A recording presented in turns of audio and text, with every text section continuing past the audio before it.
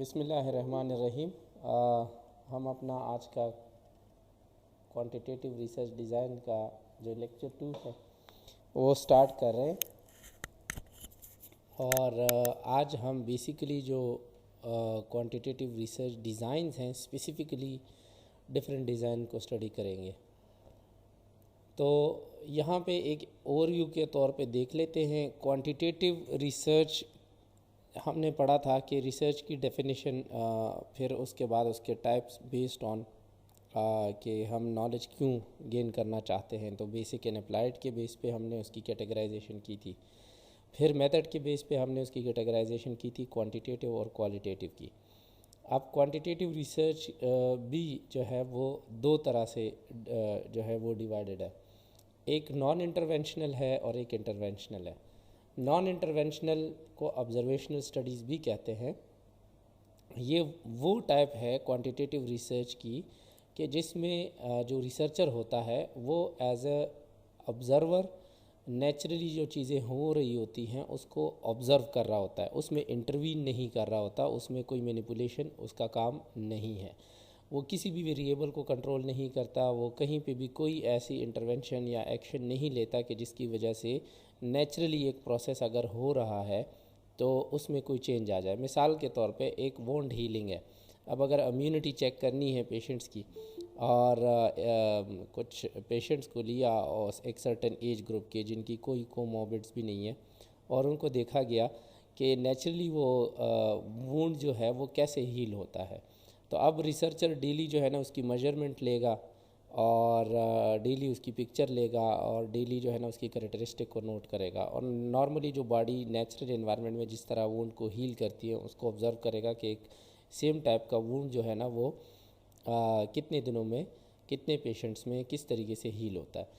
लेकिन वो वहाँ पे कोई क्रीम अप्लाई नहीं करेगा, कोई ड्रेसिंग अप्लाई नहीं करेगा, कोई इंटरवेंशन ऐसी नहीं करेगा कि उस वुंड की हीलिंग को इफ़ेक्ट करे। तो ये इस तरह की जो स्टडीज़ होती हैं ये नॉन इंटरवेंशनल या ऑब्जर्वेशनल स्टडीज़ कहलाती है। हाँ, इसमें रिसर्चर को एक चीज़ का ख्याल रखना होता है कि वो एक्सट्रनस वेरिएबल या कंफाउंडिंग वेरिएबल जिस पे हमने बात भी की थी उसको कंट्रोल करेगा। ऐसे वेरिएबल कि जिसको जो इफ़ेक्ट करे नेचुरली एक जो प्रोसेस हो रहा होता है उसको भी। मिसाल के तौर पे अगर पेशेंट्स ऐसे सेलेक्ट किए जाए यही वुंड वाले कि जिसमें कुछ पेशेंट्स को शुगर का इशू हो, डायबिटीज़ का, तो ज़ाहिर सी बात है डायबिटीज़ में वुंड हीलिंग प्रॉपर नहीं होती, बहुत डिलेड होती है पहले तो। और अगर को डायबिटीज़ या ग्लाइसेमिक कंट्रोल प्रॉपर ना हो तो फिर वो वुंड हीलिंग होती ही नहीं है या बहुत ज़्यादा इश्यूज़ इसमें आते हैं। तो ये एक एडिशनल ऐसे वेरिएबल है जो इफ़ेक्ट कर रहा होता है वुंड हीलिंग के प्रोसेस को।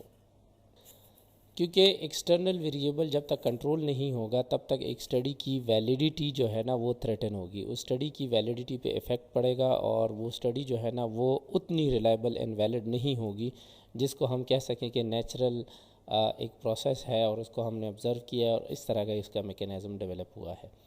जबकि दूसरा जो टाइप है उसको इंटरवेंशनल या एक्सपेरिमेंटल भी कहते हैं। अब इसमें दो तरह की हैं इंटरवेंशनल में, एक है एनालिटिकल और एक है एक्सपेरिमेंटल। ये हम आगे डिटेल में पढ़ेंगे, लेकिन ओवरऑल इसकी अगर आप डेफिनेशन समझ लें कि इंटरवेंशनल वो स्टडीज़ होती हैं क्वांटिटेटिव रिसर्च में जिसमें रिसर्चर जो है कुछ एक्शन लेता है, कुछ ऐसी चीज़ों को मैनिपुलेट करता है या कुछ ऐसे मेजर्स जो है वो लेता है, स्टेप्स लेता है कि जिससे वो अपने फेवरेबल आउटकम को निकाल सकें या ऑब्ज़र्व कर सकें। मिसाल के तौर पे एक रिसर्च स्टडी हुई कि जिसमें देखा गया कि किस तरीके से डाइट के कंट्रोल होने से कोलेस्ट्रॉल का लेवल कम होता है। तो 100 पेशेंट्स को अगर सेलेक्ट किया जाए और दोनों मतलब सारे के सारे पेशेंट्स का कोलेस्ट्रॉल डिरेंज्ड हो, उनकी एक सर्टेन एज ग्रुप हो और इसी तरीके से और कोई कोमोबिडिटी, हार्ट डिजीज़, शुगर का इशू यानी डायबिटीज़ का इशू या कोई और ना हो, लेकिन सिर्फ कोलेस्ट्रॉल डिरेंज हो, उनको फिर दो ग्रुप्स में डिवाइड किया जाए, 50 एक ग्रुप में और 50 दूसरे ग्रुप में। और एक जो 50 का ग्रुप है उसको नेचुरली छोड़ दिया जाता है कि जैसे वो डाइट ले रहे हैं नॉर्मली वही लें। और एक जो है ना उनको एक सर्टन डाइट की टाइप दी जाती है कि भाई यही डाइट आपने यूज़ करनी है। और फिर over a period of time 3-4 महीने कंटिन्यूसली उनको ऑब्ज़र्व किया जाता है, उनके टेस्ट लिए जाते हैं और फिर देखा जाता है कि किस तरीके से जो नेचुरली अपनी आम रूटीन डाइट ले रहे थे उनका कोलेस्ट्रॉल का क्या इफ़ेक्ट पड़ा, और जो एक कंट्रोल डाइट पे थे उनके कोलेस्ट्रॉल का क्या उन पे इफ़ेक्ट हुआ है। तो ये बाकायदा रिसर्चर ने डाइट को कंट्रोल किया जो कि कोलेस्ट्रॉल के साथ डायरेक्टली एसोसिएटेड है।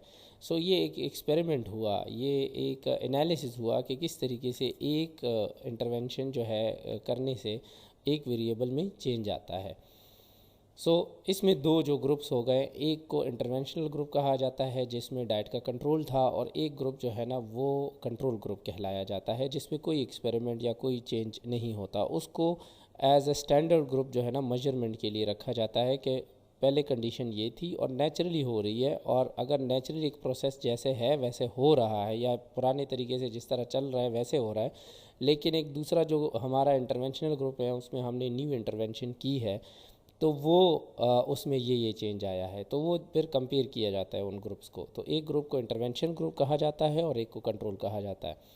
जो इंटरवेंशनल ग्रुप के आउटकम होते हैं तो वो उसमें भी इंडिपेंडेंट डिपेंडेंट वेरिएबल होता है, और जो कंट्रोल होता है उसमें भी होते हैं, लेकिन कंट्रोल को की जो रिज़ल्ट्स होते हैं उनके साथ हम इंटरवेंशनल के रिज़ल्ट्स को कंपेयर करते हैं। तो नॉन इंटरवेंशनल स्टडीज़ की तरफ आते हैं या ऑब्जर्वेशनल स्टडीज़ जिसको हम कहते हैं। इसमें हम जो है 3 तरह की स्टडीज़ करते हैं। एक्सप्लोरेटरी स्टडीज़ होती हैं या एक्सप्लोरेटरी डिज़ाइंस होते हैं, डिस्क्रिप्टिव स्टडीज़ होती हैं, उसको हम डिस्क्रिप्टिव डिज़ाइंस इसमें आते हैं, और कंपैरेटिव स्टडी होती है जिसको एनालिटिकल स्टडीज़ भी कहते हैं। अब एक्सप्लोरेटरी स्टडीज़ की हमने थोड़ी सी अंडरस्टैंडिंग लेनी है। Exploratory studies usually small scale studies होती है, यानी इसमें सैंपल बहुत ज़्यादा नहीं होता। इसमें हम एक चीज़ को या एक कॉन्सेप्ट को एक्सप्लोर कर रहे होते हैं, एक प्रॉब्लम या सिचुएशन को अंडरस्टैंड कर रहे होते हैं, ऐसा प्रॉब्लम या सिचुएशन के जिसके बारे में हमें इंफॉर्मेशन कम होती है। दूसरा, ये स्टडी जो है वो लिमिटेड ड्यूरेशन की होती है, ये लंबे अरसे के लिए नहीं चलती। मिसाल के तौर पे अगर हम देखें तो पाकिस्तान में कहाँ कहाँ पे एक्सप्लोरेटरी स्टडीज़ हुई हैं, बहुत ज़्यादा आपको इंटरनेट पे मिल जाएंगी। मिसाल के तौर पे अगर हम ये देखें कि कॉलेज स्टूडेंट्स में इलेक्ट्रॉनिक गैजेट्स से रिलेटेड एडिक्शन कितनी है, ठीक है। इसका मतलब हमें क्या मालूम होगा, इसका मतलब हमें मालूम होगा कि किस तरीके से ये जो कॉलेज स्टूडेंट हैं ये इलेक्ट्रॉनिक गैजेट से एडिक्ट हो जाते हैं, और ये एडिक्शन जो है ये इनको किन किन गैजेट से होती है, किस तरह की एडिक्शन होती है, तो ये सारी चीज़ें। लेकिन अब ये हम इसमें नहीं देखते कि ये एडिक्शन उनको फिर किस तरीके से इफ़ेक्ट करती है, क्या क्या उनकी रूटीन है, क्या उनकी लाइफ में फ़र्क आता है इस एडिक्शन से। हम सिर्फ देखते हैं कि एडिक्शन जो है कितनी है और क्यों होती है, तो ये एक एक्सप्लोरेशन है। इसमें हम जो है अगर एक प्रॉब्लम को वेल डिफाइन भी कर लें तो कंट्रीब्यूटिंग फैक्टर हमें पता नहीं होती क्योंकि नॉलेज कम होती है इसके बारे में। हम जो है वो एक्सप्लोरेटरी स्टडीज़ पहले करते हैं, और उसके बाद जब हमारे पास बेसिक नॉलेज आ जाए फिर हम क्वांटिटेटिव स्टडी में लार्ज स्केल स्टडीज़ करते हैं जिसमें डिस्क्रिप्टिव या कंपैरेटिव स्टडी आती है। तो आप ये कह सकते हैं कि क्वांटिटेटिव स्टडी में एक्सप्लोरेटरी स्टडीज़ जो होती हैं वो बिल्कुल बेसिक स्टडीज़ होती हैं।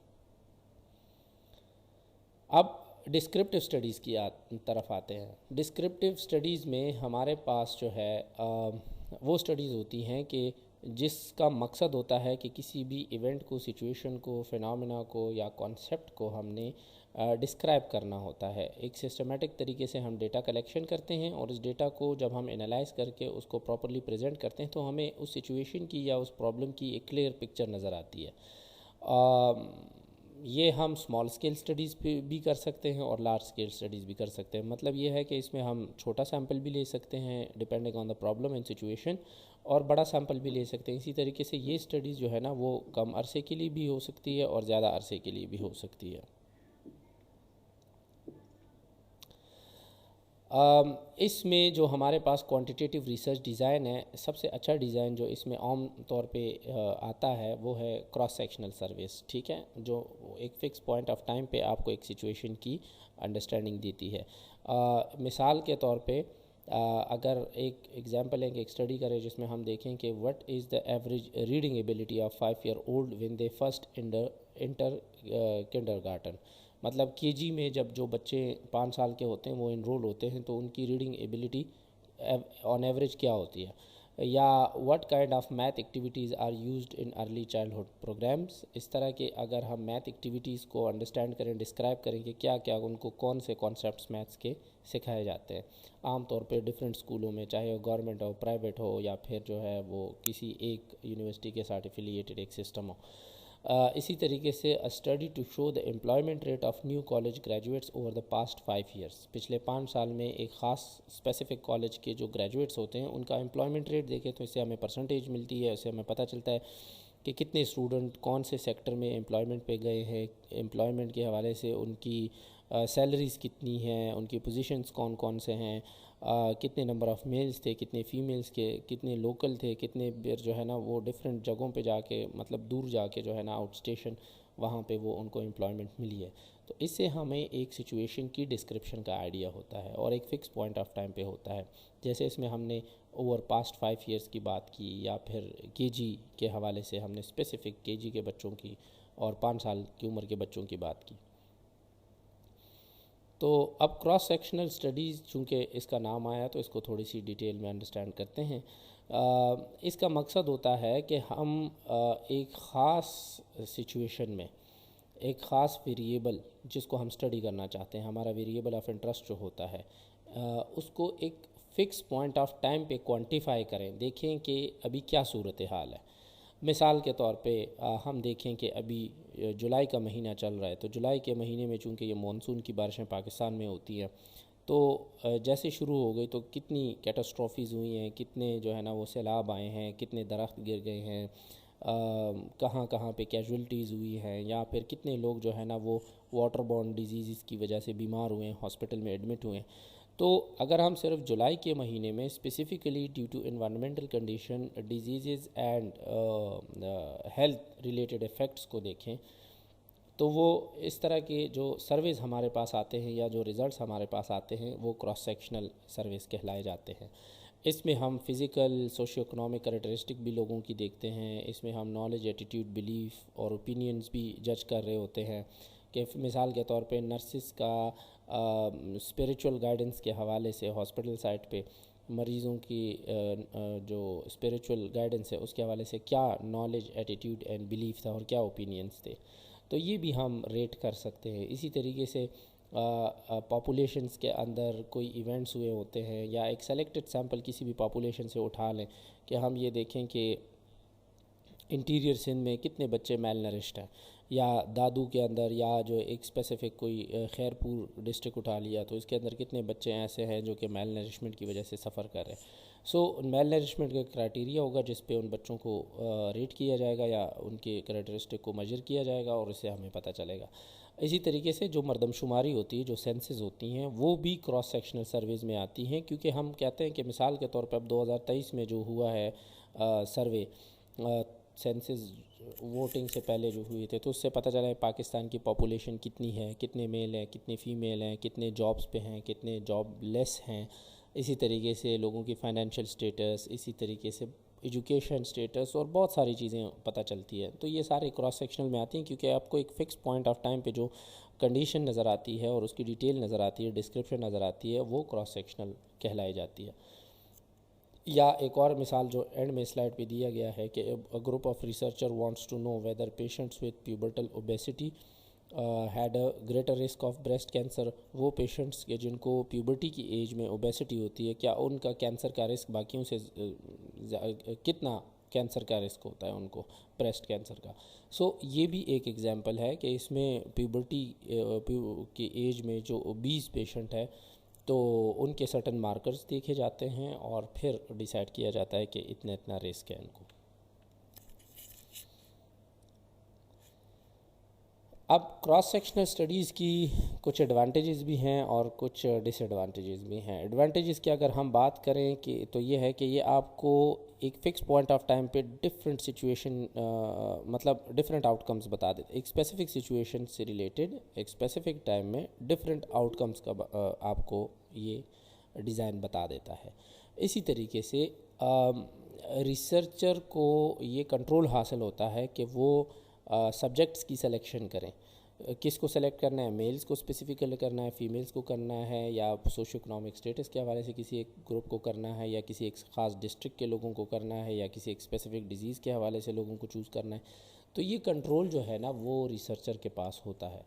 इसी तरीके से मजर्स का कंट्रोल भी रिसर्चर के पास होता है कि उसने क्या क्या चीज़ें मजर करनी है। फॉर एग्ज़ाम्पल डेंगू के साथ मलेरिया के पेशेंट्स भी आपको नज़र आ रहे हैं जुलाई के महीने में। तो आप सिर्फ ये देखते हैं कि नहीं, मैंने सिर्फ डेंगू के पेशेंट्स देखने, मैंने मलेरिया को कवर नहीं करना। फ़ीवर तो वो भी है लेकिन उसको नहीं करना। सो ये कंट्रोल भी जो है ना वो रिसर्चर के पास होता है। इसी तरीके से ये एक शॉर्ट ड्यूरेशन की स्टडी होती है, तो इसका एक ये एडवांटेज है कि ये जल्दी ख़त्म हो जाती है और इसके रिज़ल्ट्स भी जल्दी आते हैं। आम तौर पे जो प्रेवेलेंस के एस्टिमेट्स लगाए जाते हैं, किसी भी सिचुएशन की प्रेवेलेंस अगर मालूम करनी है कि क्या कंडीशन है अभी, तो इस तरह की स्टडी की जाती है। ये भी एक एडवांटेज है। और इसी तरीके से क्रॉस सेक्शनल स्टडीज़ ही जो है ना वो कोहोर्ट स्टडीज़ की बुनियाद के तौर पे काम करते हैं कि जब पहले किसी एक इवेंट या सिचुएशन पे क्रॉस सेक्शनल स्टडीज़ हुई होती हैं तो फिर उस पर कोहोर्ट स्टडीज़ जो है करना ज़्यादा आसान होता है, ताकि उसमें क्योंकि उसमें सिचुएशन जो है ना वो हमें नोन होती है बहुत सारी चीज़ों के बारे में। इसी तरह इसके कुछ डिसएडवांटेजेस भी हैं। डिसएडवांटेजेस में ये आता है कि इसमें हम टेम्पोरल सीक्वेंस जो है वो नहीं इस्टेब्लिश कर सकते। टेम्पोरल सीक्वेंस का मतलब ये है कि एक टाइम के अंदर over a period of time जो है उसमें चेंज कितना आता है किसी एक सिचुएशन में या किसी एक कंडीशन में, तो वो हम नहीं इस्टेब्लिश कर सकते। मिसाल के तौर पे हम ये ओवरऑल जुलाई के महीने की बात तो हम कर सकते हैं कि जुलाई में इतने केसेस हमारे पास कैजुअल्टीज़ के आए या इतने जो है ना वो डेंगू के पेशेंट्स आए हमारे पास, लेकिन हम ये नहीं कह सकते कि जुलाई के स्टार्ट में कम आए या जुलाई के एंड में ज़्यादा आए और क्यों आए। Over a period of time temporal sequence हम इसमें ये हमारा काम ही नहीं है। दो के बता सकते हैं, डेटा हमें बता भी देता है क्योंकि डेटा की एनालिसिस की बात होती है, लेकिन जहाँ पे डिज़ाइन की स्पेसिफिकेशन की बात आती है तो डिज़ाइन के हवाले से हम टेम्पोरल सीक्वेंस को नहीं इस्टेब्लिश कर सकते। हम over a period of time जो चेंजेस आ रही होती हैं उसका हम नहीं बता सकते, इस तरह के जो डिज़ाइन होते हैं उसमें। इसी तरीके से इसमें बायसनेस के चांसेस ज़्यादा होते हैं। इसमें सिलेक्शन बायस हो सकती है, उसमें सैम्पल बायस हो सकती है, उसमें मेजरमेंट बायस हो सकती है। तो मतलब गलतियाँ हो सकती हैं इस तरह के। तो इसके जो रिज़ल्ट्स होते हैं ना वो जनरलाइज भी नहीं हो सकते क्योंकि उसमें डेटा जो है ना वो उसमें भी गलतियाँ हो सकती है, एनालिसिस में गलतियाँ हो सकती है, जो जिन लोगों से हम डेटा ले रहे हैं पार्टिसिपेंट से उनकी सिलेक्शन में भी गलती हो सकती है। तो ये डिफरेंट बायसेस हैं जो कि इस तरह की स्टडीज़ में हमारे सामने आ सकते हैं। इसी तरीके से these kind of studies are not ideal for rare condition. जो हमारे पास कंडीशंस जहाँ पे रेयर होती हैं, जैसे मिसाल के तौर पे एक बीमारी का मैं नाम लूँ, अल्केप्टोनूरिया, ठीक है। तो अब ये एक जेनेटिक कंडीशन है, अब ये बहुत रेयर है।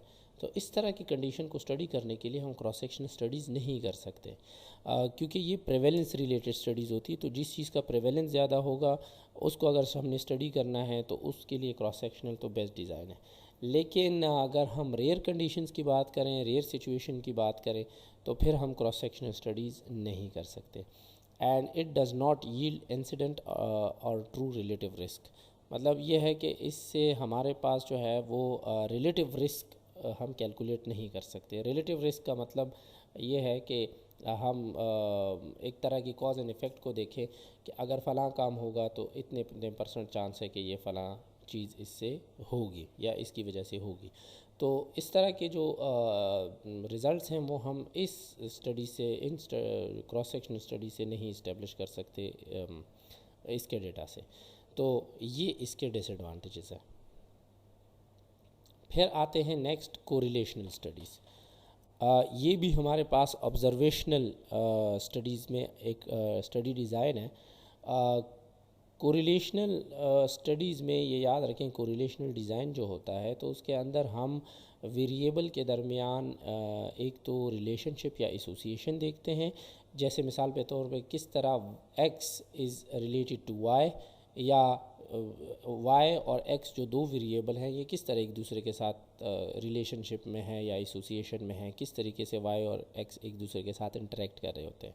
और दूसरा इसमें हम देखते हैं कि अदर देन रिलेशनशिप की स्ट्रेंथ क्या है, पॉजिटिव है या नेगेटिव है और कितनी है। ठीक है, सो स्ट्रेंथ जब हम रिपोर्ट करते हैं तो वो थ्रू कोरिलेशन कोफिशिएंट करते हैं, इस पे हमने प्रीवियसली भी बात की थी। या इसमें हम रिपोर्ट करते हैं पियर्सन प्रोडक्ट मोमेंट कोरिलेशन या स्पेयरमैन कोरिलेशन। ठीक है, ये बायोस्टैटिस्टिक्स के या स्टैटिस्टिक्स के बेसिकली कॉन्सेप्ट्स हैं और ये आपको वहाँ उन लेक्चर में क्लियर होंगे आई होप बाद में। लेकिन यहाँ पे जब हम उसकी बात करते हैं कि स्ट्रेंथ क्या है तो वो हमें कोरिलेशन कोफिशिएंट से पता चलता है, उसकी वैल्यू से। जो रिलेशनशिप की जो डायरेक्शन है या स्ट्रेंथ है वो हम किस तरीके से इंडिकेट करते हैं थ्रू कोरिलेशन कोफिशिएंट। एक तो ये है कि जब हम डायरेक्शन को करते हैं तो हम कहते हैं ये पॉजिटिव है या नेगेटिव है। मतलब एक चीज़ अगर बढ़ रही है तो दूसरी भी बढ़ रही है, एक कम हो रही है दूसरी भी कम हो रही है, तो ये पॉजिटिव कोरिलेशन है, मतलब एक ही डायरेक्शन में जा रहे हैं। और अगर एक वेरिएबल में कोई चेंज आ रहा है और दूसरा उसके अपोजिट जा रहा है तो ये नेगेटिव कोरिलेशन कहलाएगा।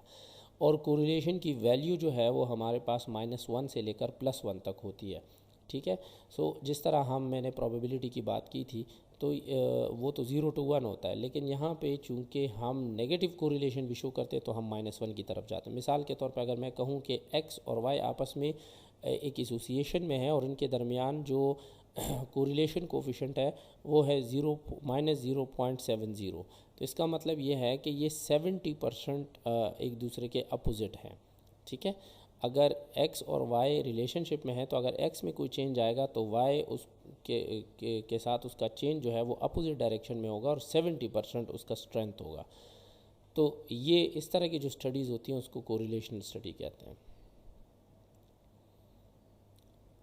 तो हमारे पास जो है कंपैरेटिव और एनालिटिकल स्टडीज़ नेक्स्ट आती हैं।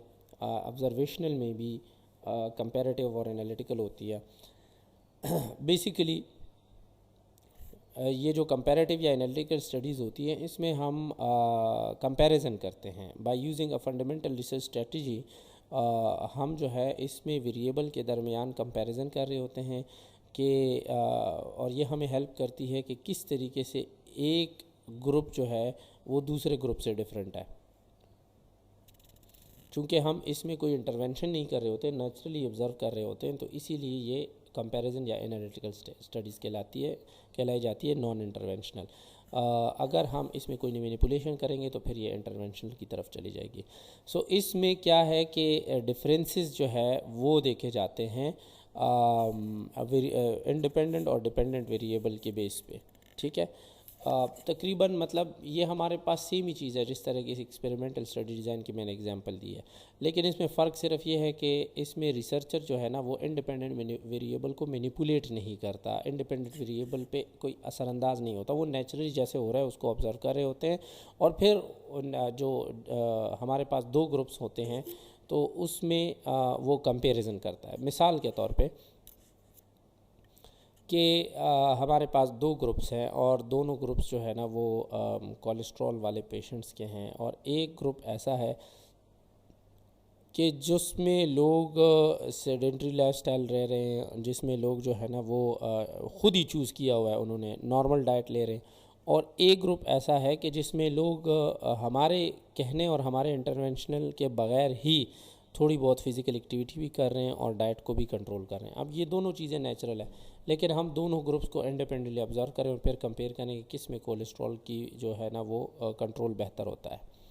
सो इसमें हम जो है इस तरह की जो स्टडीज़ होती है कंपैरेटिव या एनालिटिकल, इसमें हम कॉजेज़ या रिस्क फैक्टर इस्टेब्लिश करते हैं सर्टन प्रॉब्लम्स की। मिसाल के तौर पे कि जैसे मैंने आपको बताई कि जो लोग नॉर्मली अपने ओन से ही वो डाइट में भी थोड़ा सा एहतियात करते हैं और एक्सरसाइज भी करते हैं, तो इससे साबित होता है कि जो डाइट और एक्सरसाइज करते हैं उनका जो कोलेस्ट्रॉल का लेवल है वो इतना डिरेंज नहीं होता।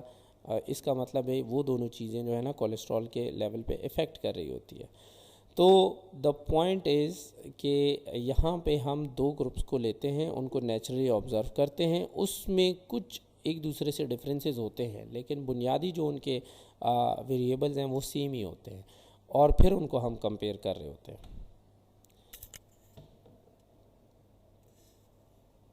सो कंपैरेटिव स्टडीज़ में बुनियादी तौर पे डेटा की बुनियाद पे दो तरह के कंपैरेटिव स्टडीज़ होती हैं। डेटा की मैंने मिसाल पहले भी दी थी कि एक रेट्रोस्पेक्टिव डेटा होता है और एक प्रोस्पेक्टिव डेटा होता है। रेट्रोस्पेक्टिव ये होता है कि हम इसमें जो है एक फैक्ट इस्टेब्लिश होने के बाद जो है ना वो उससे पहले का डेटा लेते हैं कि मिसाल के तौर पे आज एक इवेंट हुआ तो हम माजी में जाके देखें कि क्या क्या ऐसे रीज़न्स थे कि जिसकी वजह से ये आज का इवेंट हुआ।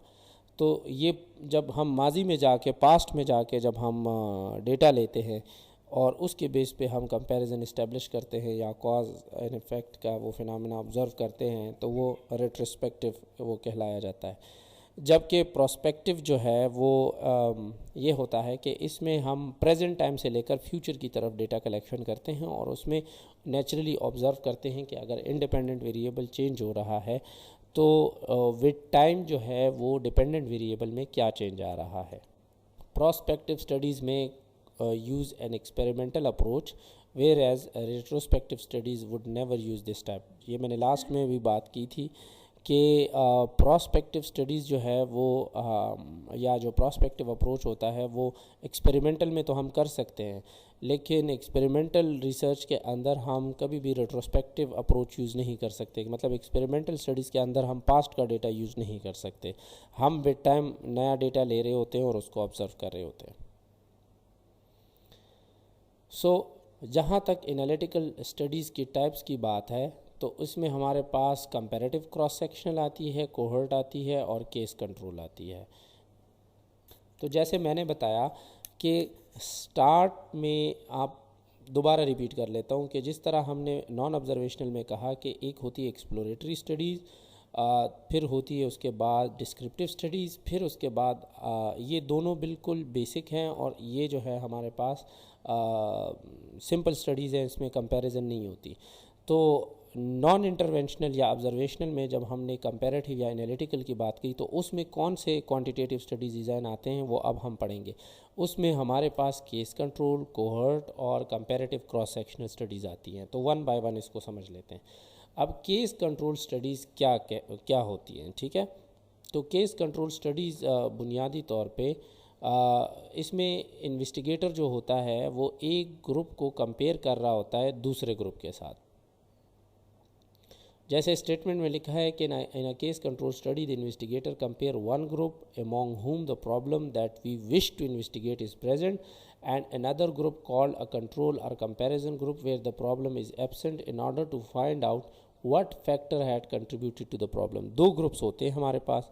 एक ग्रुप में हम एक प्रॉब्लम जो मौजूद होती है उसको स्टडी कर रहे होते हैं, उसको ऑब्ज़र्व कर रहे होते हैं, नेचुरली ऑब्ज़र्व कर रहे होते हैं, और दूसरा ग्रुप जो होता है तो उसमें वो प्रॉब्लम एग्जिस्ट नहीं करती लेकिन हम जो है उसको एज अ कंट्रोल यूज़ करते हैं, और उसको हम कंपैरिजन या कंट्रोल ग्रुप भी कहते हैं, ताकि हमें पता चले कि वो क्या ऐसी वजूहात हैं, वो क्या ऐसी चीज़ें हैं, फैक्टर्स ऐसे कौन से हैं कि जिसकी वजह से वो इवेंट्स जो है वो उस ग्रुप में जिसमें प्रॉब्लम एग्जिस्ट करता है उसमें वो इवेंट्स हो रहे होते हैं, ठीक है।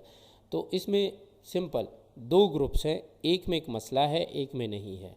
तो हम ये देखते हैं कि जिस ग्रुप में मसला है वो किन वजूहात की वजह से वो मसला हो रहा है, दैट इज़ सिंपल, और उसके रिज़ल्ट्स को फिर हम जो है वो कंट्रोल ग्रुप के साथ कंपेयर कर रहे होते हैं। इसमें दो चीज़ें बड़ी इम्पॉर्टेंट है। इसमें हमारे पास टाइम जो है वो बहुत इम्पॉर्टेंट है, और दूसरा ये है कि हम इसमें बात करते हैं एक्सपोजर या रिस्क फैक्टर की। मिसाल के तौर पे इस डायग्राम से आपको कुछ चीज़ें नज़र आ रही होती हैं। ये दो जो आपको ब्लू सर्कल्स दिख रहे हैं, एक जो है केसेस है वो ग्रुप है जिसमें इशू है। मिसाल के तौर पे कोई बीमारी है, कोई भी बीमारी आप समझ लें, और एक ग्रुप इस नीचे वाले दायरे में वो है कि जिसमें डिजीज़ नहीं है, तो ये कंट्रोल है। ठीक है, अब एक पॉपुलेशन है, 1000 लोगों की आबादी है, उसमें से हमने 2 ग्रुप लिए, उसमें एक ग्रुप में वो लोग शामिल किए जिनको वो बीमारी है। ठीक है, मिसाल के तौर पे एक्जिमा है यानी ख़ारिश की बीमारी है, और एक ग्रुप वो है जिसमें हमने 50 या 100 लोग लिए उतने ही, और उनको वो बीमारी नहीं है। तो ये हमारे पास केसेस हो गया, ये हमारे पास कंट्रोल हो गया। अब हम इसमें 2 चीज़ें देखते हैं, एक टाइम देखते हैं और दूसरा ये है कि उसमें आउटकम्स देखते हैं, एक्सपोजर। ठीक है, तो अब एक्सपोजर टू रिस्क फैक्टर्स क्या है विद टाइम। ठीक है, मतलब ऐसे कौन सी वजूहात है कि जिनसे ये जो है एक्सपोज हो के इनको ये एक्जिमा की बीमारी होती है। तो अब हम ये जो केसेस वाला ग्रुप है ना, इसमें इंडिविजुअली एक एक बंदे को देखते हैं और काउंट करते हैं कि इन केसेस वाले ग्रुप में ऐसे कितने लोग थे कि जिनको एक्सपोजर हुआ था एक्जिमा के कॉजिंग एजेंट से। मिसाल के तौर पे किसी केमिकल से या यूवी रेस से या कोई और इनके काम के हवाले से कोई चीज़ जिससे जो है ये केमिकल वगैरह के जिससे ये एक्जिमा की बीमारी होती है।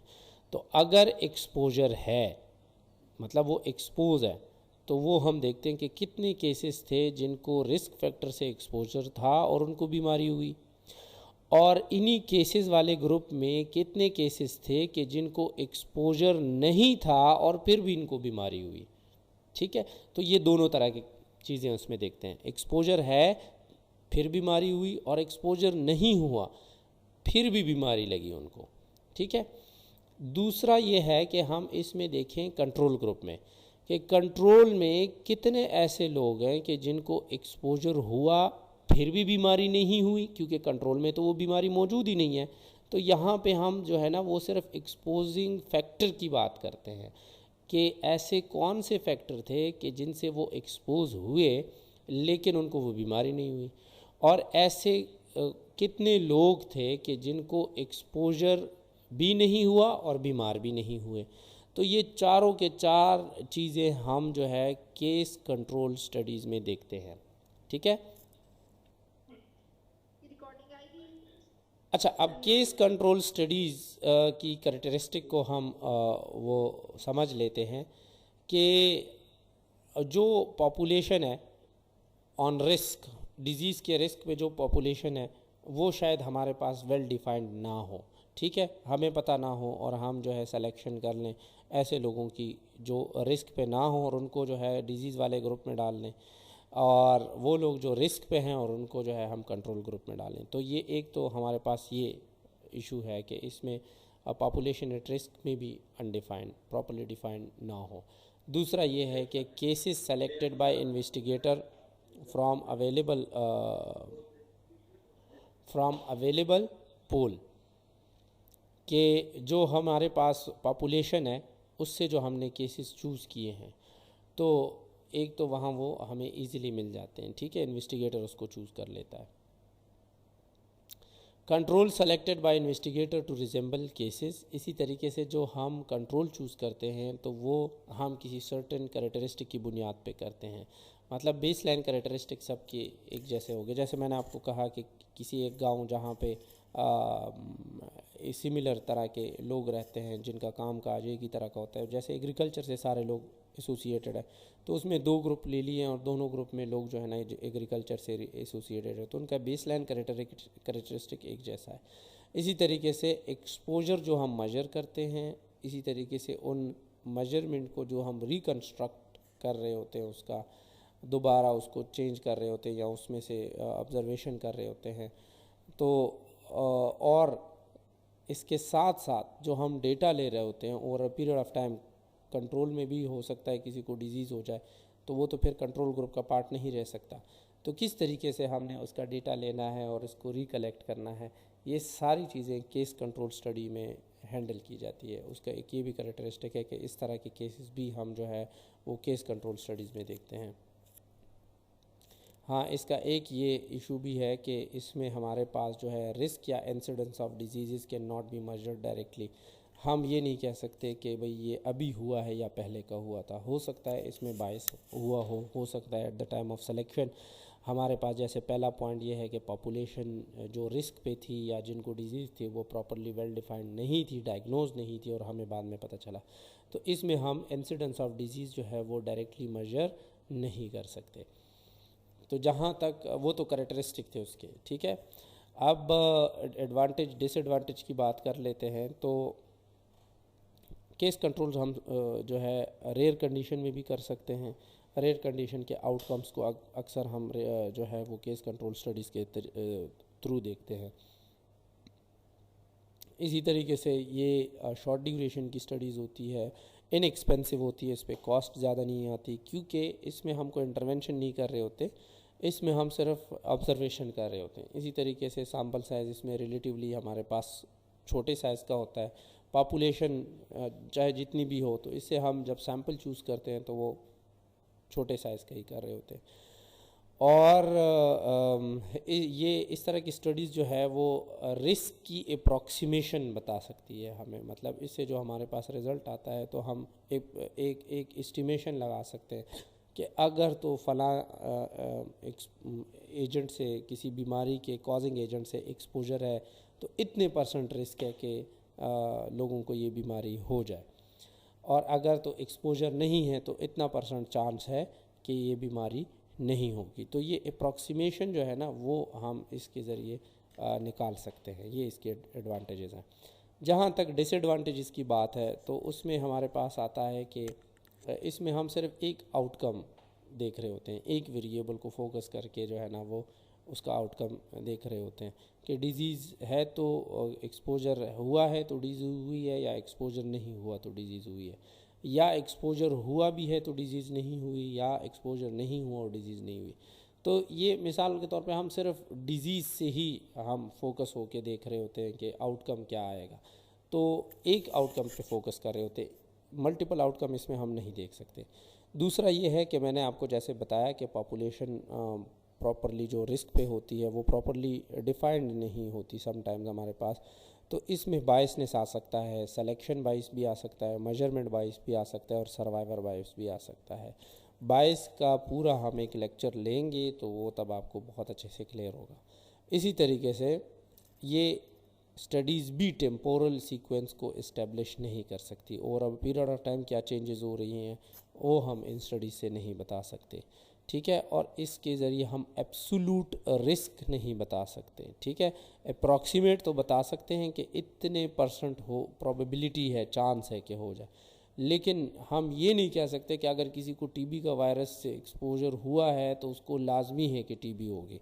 ये डेफिनेट रिस्क जो है ना हम, या एब्सोल्यूट रिस्क हम नहीं बता सकते इस तरह के स्टडीज़ से।